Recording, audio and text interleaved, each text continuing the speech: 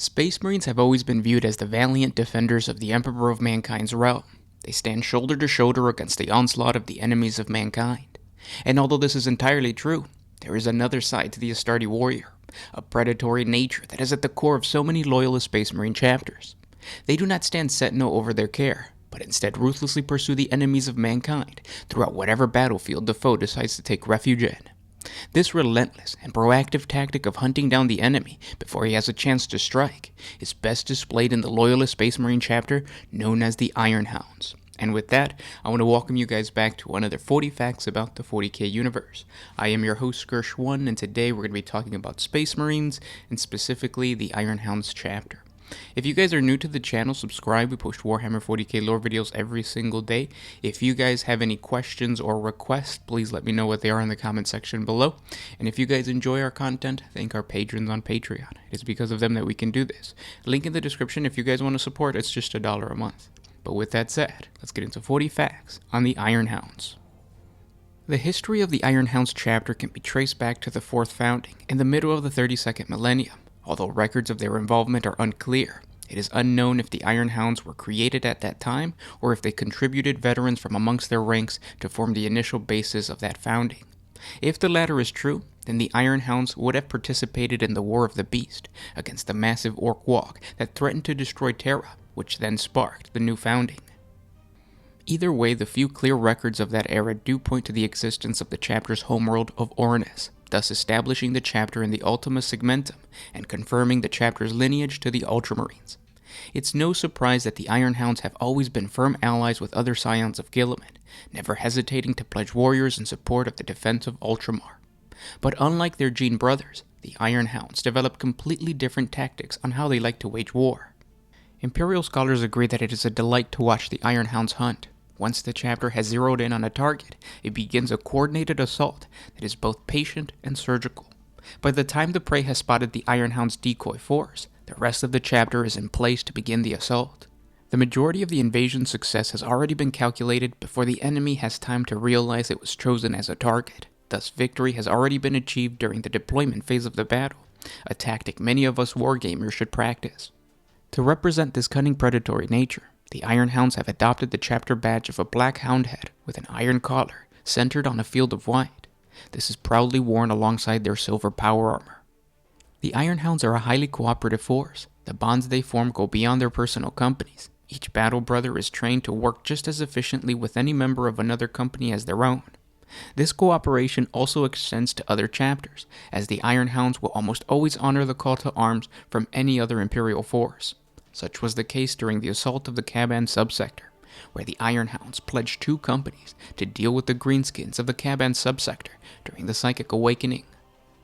The Caban subsector is a region of Imperial space that was infected with orcs, and a horde of these Xenos began to emerge from the subsector in order to assault the surrounding Imperial worlds.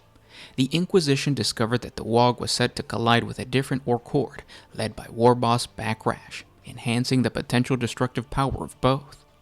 To prevent this from happening, the Ordo Xenos tasked the Death Watch with killing Backrash, but the operation ended in failure. This caused Backrash to lead his WOG into the Caban subsector and make war upon the orcs already rampaging within it.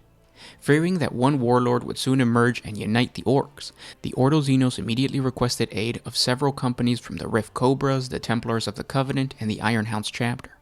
With their long history of fighting the Greenskin, the Iron Hounds expertly coordinated assaults with the other chapters and successfully destroyed many of the orc strongholds. Their goal was to quickly and efficiently cripple the WOG's momentum before they stopped fighting each other and turned their full attention to the Imperial forces.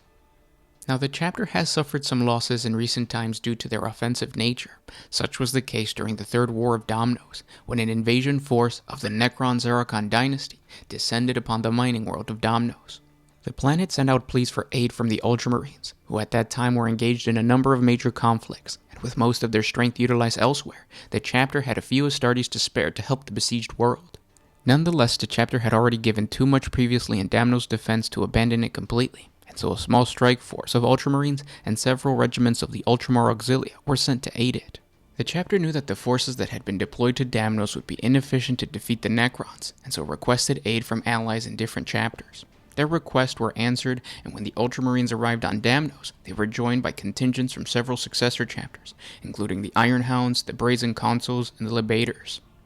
The Iron Hounds didn't hesitate to begin their assault on the Necron legions. They forced their way closer and closer to the Overlord Zerakan, prepared to end the Tomb World's reawakening by killing its leader.